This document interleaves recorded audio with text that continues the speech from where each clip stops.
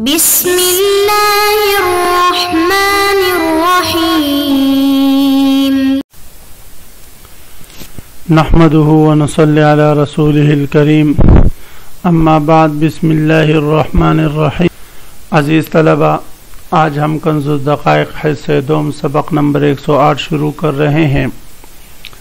اس سبق میں ہم کتاب الوکالہ باب الوکالت بالخصومت والقبض کو شروع کر رہے ہیں. آج کے اس سبق کا خلاصہ یہ ہے کہ مصنف علیہ الرحمہ اس نئے باب میں جتنے ابحاث ذکر کریں گے ان میں سے پہلی بحث وہ ایک ضابطۂ فقہیہ کا ذکر ہوگا، اور اس کے بعد پھر وکیل بالقبض اور وکیل بالخصومت سے متعلق تفصیلاً مسائل کو ذکر کریں گے.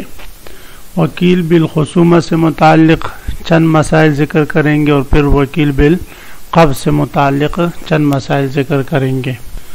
تو ان تمام مسائل کو سمجھنے سے پہلے ہم وکیل کی قسمیں سمجھتے ہیں کہ وکیل کی مصنف علیہ الرحمہ نے ممکنہ 4 قسمیں اس کتاب میں اس باب میں ذکر کیے ہیں. ایک وکیل بالخصومہ. وکیل بالخصومہ یہ ہے کہ جس کو قاضی کیس لڑنے کا وکیل بنائے کہ جاؤ آپ میری طرف سے قاضی کی عدالت میں دلائل پیش کرو اور میری کیس جیتنے کا اور میرے کیس کو دعوے کو جیتنے کی کوشش کرو تاکہ میں اپنے دعوے میں کامیاب ہو جاؤں. اس کو وکیل بالخصومہ کہتے ہیں. وکیل دوسری قسم وکیل بقبض الدین. وکیل بقبض الدین کا مطلب یہ ہے کہ کوئی شخص آپ وکیل بنائیں کہ جاؤ عامر پر میرے 1 لاکھ روپے قرض ہے، وہ دین قبضہ کر کے لے آؤ. اور تیسری قسم وکیل بقبض العین. وکیل بقبض العین کا مطلب یہ ہے کہ آپ کی گاڑی کسی کے پاس امانت کے طور پر رکھی ہوئی ہے، آپ اسے کہتے ہیں جاؤ فلاں کے پاس میری گاڑی ہے، وہ اس سے لے کر آؤ. یہ وکیل بقبض العین ہے.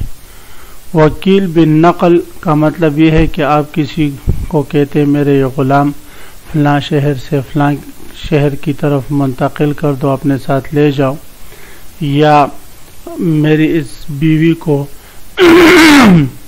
آپ کراچی جا رہے ہیں تو ان کو بھی لے جاؤ تاکہ اپنے والدین سے ملاقات کر لیتے. یہ وکیل بالنقل کہلاتے ہیں. اس کے بعد عزیز طلبہ ایک ضابطہ سمجھتے ہیں. وہ ضابطہ یہ ہے کہ وکیل بالخصومہ اور وکیل بالتقاضی. وکیل بالخصومہ کا مطلب تو میں نے سمجھایا. بالتقاضی کا مطلب یہ ہے کہ طلب دین، یعنی جس کو آپ وکیل بنائیں کہ جاؤ فلاں سے میرا دین طلب کرو. تو یہ دونوں وکیل جو ہے وکیل بالخصومہ اور وکیل بالتقاضی قبضہ کرنے کا اختیار نہیں رکھتے، یعنی ان کے پاس صرف یہ اختیار ہے کہ جا کر یہ خصومت لڑے، جھگڑا لڑے، کیس لڑے اور مدیون سے دین طلب کرے. باقی قبضہ کرنا یہ ان کو اس کا اختیار نہیں ہے کہ دینا پہ، جبکہ وکیل بقبض الدین خصومت کا اختیار رکھتا ہے، لیکن وکیل بقبض العین خصومت کا اختیار نہیں رکھتا.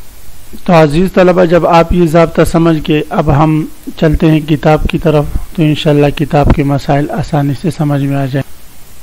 تو عزیز طلبہ آتے ہیں کتاب کی طرف. سب سے پہلے ہم عبارت پڑھتے ہیں. باب الوکالت بالخصومت والقبض. الوکیل بالخصومت والتقاضی لا يملك القبض وبقبض الدين يملك الخصومة وبقبض العين لا. فلو برهن ذو اليد على الوكيل بالقبض أن الموكل باعه وقف الأمر حتى يحضر الغائب، وكذلك العتاق والطلاق. ولو أقر الوكيل بالخصومة عند القاضي صح. یہ باب وکالت بالخصومت اور وکالت بالقبض کے بیان میں ہے.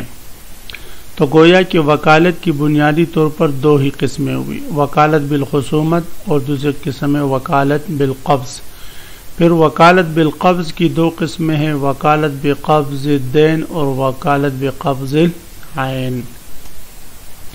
تو فرماتے یہ باب ہے وکالت بالخصومت اور وکالت بالقبض کے بیان میں، جن کی تعریف میں نے آپ حضرات کو سلائیڈ پر بتا دی۔ الوکیل بالخصومت والتقاضی لا یملک القبض، یہاں سے مصنف علیہ الرحمہ ایک ضابطہ ذکر فرما رہے ہیں۔ وہ ضابطہ یہ ہے کہ وکیل بالخصومہ اور وکیل بالتقاضی، خصومہ کا وکیل تو یہ ہے کہ جس کو موکل نے وکیل بنایا ہو کہ جاؤ آپ میری طرف سے کیس لڑو، میری طرف سے دلائل پیش کرو، میری طرف سے میرے دعویٰ جو ہے قاضی کے سامنے پیش کر کے اس کے متعلق ٹھوس دلائل دو، تو اس کو وکیل بالخصومہ کہیں گے۔ والتقاضی، تقاضی کا مطلب ہے طلب الدین، اور یعنی دین کے مطالبے کے لیے کسی کو وکیل بنانا، اس کو وکیل بالتقاضی کہتے ہیں، وکیل بالتقاضی کہتے ہیں۔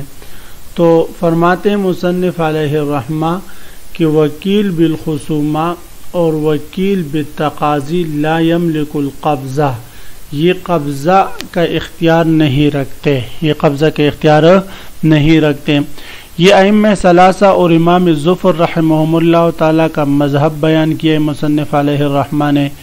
یہ حضرات فرماتے ہیں کہ وکیل بالخصومہ اور وکیل بالتقاضی اے طلب الدین، جس کو دین کے مطالبے کے لیے وکیل بنایا ہو یا کیس لڑنے کے لیے وکیل بنایا ہو، ان کے پاس دین قبضہ کرنے کا اختیار نہیں۔ اس لیے فرماتے ہیں امام ظفر رحمہ اللہ تعالی کہ بعض اوقات انسان کسی شخص سے تو اس بات میں خوش ہوتا ہے، راضی ہوتا ہے کہ یہ فصیح اور بلیغ ہے، کیس لڑنے میں، خصومت میں، بات کرنے میں تیز ہے، اور لہذا یہ میرے کیس آسانی سے لڑ سکے گا، جیت سکے گا، تو اس پر تو وہ راضی ہوتا ہے، لیکن اس کے قبضہ پر وہ راضی نہیں ہوتا۔ تو خصومت کے لیے کسی سے خوش ہونا یا راضی ہونا یہ اس بات کو مستلزم نہیں ہے کہ اس کے قبضے پر بھی یہ خوش ہوگا۔ تو اس لیے امام ظفر ائمہ ثلاثہ رحمہم اللہ تعالیٰ فرماتے ہیں کہ وکیل بالخصوم اور وکیل بالتقاضی یہ قبضے کا اختیار نہیں رکھتے، جبکہ امام ابو حنیفہ رحمہم اللہ تعالیٰ اور صاحبین یہ حضرات فرماتے ہیں کہ وکیل بالخصومہ کا مطلب یہ ہے کہ جو خصومت کے تمام مالہ اور مالیہا کا مالک ہو جائے اور اس کا اختیار اس کے پاس آ جائے، اور خصومت کی تمامیت اس بات پر موقوف ہے کہ وہ جا کر پہلے قاضی کی عدالت میں کیس لڑے اور موکل کا مدعا ثابت کریں، اور اس کے بعد پھر وہ چیز قبضے میں لے کر لا کر کس کے حوالے کر دے، بھئی وہ موکل کے حوالے کر دیں۔ تو یہ خصومت وکیل بالخصومت کے جملہ اختیارات ہے۔ تو وکیل بالخصومہ میں تمام چیزیں اسی وقت مکمل ہوگی کہ جب وہ قبضہ بھی پالے۔ تو اس لیے امام ابو حنیفہ اور صاحبین رحمہم اللہ تعالیٰ فرماتے ہیں کہ وکیل بالخصومہ وہ قبضے کا اختیار رکھتا ہے۔ لیکن عزیز طلبہ، اس میں فتویٰ ائمہ ثلاثہ اور امام ظفر رحمہم اللہ تعالیٰ کے قول پر ہے، وعلیہ الفتویٰ، اسی پر فتویٰ ہے، وہذا مذہب ظفر وعلیہ الفتویٰ ولہذا اختارہ فی المتن طبعا لاختیار السرخسی۔ جی، تو اس لیے فرماتے ہیں کہ فتویٰ امام ظفر رحمہ اللہ تعالیٰ کے قول پر اس لیے صاحب کتاب نے متن میں انہی کے قول کو ترجیح دی۔ تو فرماتے الوکیل بالخصومت والتقاضی، وکیل بالخصومت اور وکیل بالتقاضی، تقاضی کا مطلب اے طلب الدین، جس کو صرف دین کے مطالبے کا وکیل بنایا ہو کہ جاؤ فلاں بندے پر میرا دین ہے، اس سے میرے دین کا مطالبہ کرو کہ وہ دے دے۔ لا یملک القبضہ، یہ قبضے کا اختیار نہیں رکھتے۔ وبقبض الدین یملک الخصومہ، وکیل بقبض الدین، یہ ضابطے کا دوسرا حصہ ہے۔ وکیل بقبض الدین جو ہو، یعنی جس کو وکیل بنایا ہو کہ جاؤ فلاں بندے پر میرا قرض ہے، وہ قرض اس سے لے کر میرے پاس آ جاؤ، تو اس کو وکیل بقبض الدین کہیں گے۔ وکیل بقبض الدین یملک الخصومت، یہ خصومت کا اختیار رکھتا ہے۔ ظاہر ہے کہ وہ دین قبضہ کرنے کے لیے جائے گا تو دین قبضہ کرنے سے پہلے اس کو موکل کا دعویٰ پیش کرنا ہوگا اور اس کے دعوے کو ثابت کرنا ہوگا، تو اس لیے فرماتے ہیں کہ وکیل بقبض الدین یملک الخصومت، یہ خصومت کا اختیار رکھتا ہے۔ وبقبض العین اے وکیل بقبض العین لا اے لا یملک القبضہ، وکیل بقبض العین جو ہوتا ہے وہ قبضہ کرنے کا خصومت کا، اے لا یملک الخصومت، وکیل بقبض العین وہ خصومت کا اختیار نہیں رکھتا۔ اس بات میں اتفاق ہے کہ وکیل بقبض العین جو ہے وہ خصومت کا اختیار نہیں رکھتا۔ وکیل بقبض الدین اور وکیل بقبض العین میں فرق امام صاحب رحمہ اللہ تعالیٰ کے ہاں یہ ہے کہ وکیل بقبض الدین وہ وکیل بتملک ہے۔ وکیل بتملک ہونے کا مطلب یہ ہے کہ گویا وہ مدیون سے اس کا مال لے کر اور اس مال کا مالک اپنے موکل کو بنا رہا ہے، اس لیے کہ دین تو ہمیشہ مثلی ثمن سے ادا کیا جاتا ہے، عین ثمن سے ادا نہیں کیا جاتا۔ تو گویا کہ مدیون سے جب وکیل مال لے گا تو وہ اس مال کا مثل ہوگا جو مال دائن نے پہلے مدیون کو دیا تھا، تو اب وہ مال لے کر یہ جب دائن کو دے گا، یہ وکیل اپنے موکل کو دے گا، تو گویا کہ ایک نئے مال کا مالک اس کو بنا رہا ہے۔ جبکہ وکیل بقبض العین جو ہوتا ہے وہ بعین ہی موکل کا حق وصول کر رہا ہوتا ہے، وہاں پر تملک وغیرہ نہیں پایا جاتا۔ وہ اس کی گاڑی کہیں کڑی ہے، جا کر وہ لا کر اس کو دیتے ہیں تو بعین ہی اس کا حق وصول کرتا ہے، تو اور اس کی اس وکالت میں مبادلہ وغیرہ کی صورت نہیں، لہذا وکیل بقبض العین محض رسول اور امین ہے۔ تو اس لیے فرماتے ہیں کہ جب یہ محض رسول اور امین ہے، محض قاصد کی حیثیت ہے اس کی، تو یہ خصومت اختیار نہیں رکھے گا، جبکہ وکیل بقبض الدین وہ خصومت کا اختیار رکھے گا۔ تو یہ پورا ضابطہ کیا ہوا بھائی کہ الوکیل بالخصومت والتقاضی، وکیل بالخصومت اور وکیل بالتقاضی لا یملک القبضہ، یہ قبضے کے اختیار نہیں رکھتے، وبقبض الدین اور وکیل بقبض الدین یملک الخصومت، یہ خصومت کا اختیار رکھتے ہیں، وبقبض العین اے وکیل بقبض العین لا یملک الخصومت، یہ بھی خصومت کا اختیار نہیں رکھتے ہیں۔ فلو برهن ذو اليد على الوکیل بالقبض ان الموکل باعه وقف الامر۔ صورت مسئلہ یہ ہے کہ اگر کوئی شخص کسی کو وکیل بنائے، مثلا بکر نے زید کو وکیل بنایا کہ زید جاؤ اور عامر کے پاس میری گاڑی ہے، وہ اس سے قبضہ کر کے لے آؤ۔ بکر جاتا ہے، عامر سے کہتا ہے کہ آپ کے پاس جو یہ گاڑی ہے یہ میرے موکل زید کی ہے، لہذا یہ مجھے دے دو۔ تو عامر آگے سے کہتا ہے یہ تو آپ کے موکل نے یعنی زید نے مجھ پر بیچ دیے، زید نے مجھ پر بیچ دی ہے۔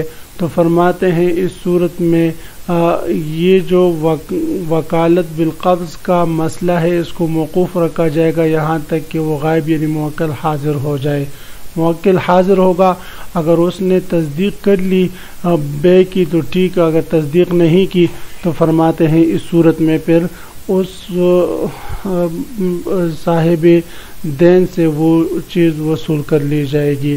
تو فرماتے فلو برہنہ ذو الید، اگر صاحب ید نے دلیل پیش کر دیا علی الوکیل، وکیل پر، وکیل کے خلاف جو ہے بینہ قائم کر دیا، وکیل بالقبض کے خلاف بینہ قائم کر دیا کہ ان الموکل باعہ، کہ موکل نے اپنی چیز اس پر یعنی صاحبیت پر بیچ دی ہے، وقف الامر، تو اب وکیل بالقبض اس چیز کو قبضہ نہیں کر سکتا بلکہ قاضی اس معاملے کو موقوف رکھے حتی یحضر الغائب، یہاں تک کہ غائب حاضر ہو جاتا۔ ذالک العتاق والطلاق، اسی طرح عتاق اور طلاق کا مسئلہ، عتاق اور طلاق کے مسئلے کی صورت یہ ہے کہ زید نے بکر کو وکیل بنایا کہ جاؤ فلاں بستی میں میرا غلام ہے عامر نامی، اس کو میرے پاس لے کر آؤ۔ تو یہ بکر جا کر عامر نامی غلام سے ملاقات کرتا ہے اور کہتا ہے کہ آپ کے مالک نے مجھے بھیجا ہے، میں آپ کو اس کے پاس لے جاتا ہوں، اس کو وکیل بالنقل کہیں گے۔ ادھر سے عامر کہتے بھئی آپ کے مالک کا اب مجھ سے کیا واسطہ، کیا لینا دینا، وہ تو مجھے آزاد کر چکا ہے، تو فرماتے ہیں اس صورت میں بھی معاملہ موقوف ہوگا جب تک کہ موکل خود حاضر نہیں ہوتا۔ وکیل بالنقل کو یہ اختیار نہیں ہے کہ غلام کو زبردستی پکڑ کے لے آئے۔ اسی طرح اگر کوئی شخص زید نے بکر کو وکیل بنائے کہ جاؤ فاطمہ جو میری بیوی ہے اس کو فلاں کے گھر سے میرے گھر منتقل کر دو، اس کو بھی وکیل بالنقل کہتے ہیں، اور جا کر فاطمہ سے وہ بکر ملتا ہے کہ مجھے زید نے بھیجا ہے لہذا میرے ساتھ آؤ تاکہ میں آپ کے اس کے گھر پہنچا دوں۔ آگے سے فاطمہ کہتی ہے وہ تو مجھے طلاق دے چکا ہے، تو یہ فرماتے ہیں کہ اس صورت میں بھی وہ اس کو منتقل نہیں کر سکتا جب تک کہ اصل موکل خود حاضر نہیں ہوتا۔ تو یہ بھی گزشتہ مسئلے کی طرح، یعنی صاحبیت اگر وکیل کے خلاف بینہ پیش کر دے کہ اس نے یہ چیز مجھ پر بیچ دی ہے، تو اب وکیل بالقبض اس چیز کو نہیں لے سکتا جب تک کہ غائب حاضر نہ ہو۔ اسی طرح اعتاق اور طلاق کا دعویٰ اگر کر لیں، صاحبیت اگر اعتاق اور طلاق کا دعویٰ کر لے وکالت بالنقل کی صورت میں، تو فرماتے ہیں پھر وکیل بالنقل جو ہے ان دونوں کو منتقل نہیں کر سکتے جب تک کہ خود موکل نہیں آتا۔ تو عزیز طلبہ، آج کے سبق کے اختتام اسی مسئلے پر ہم کرتے ہیں۔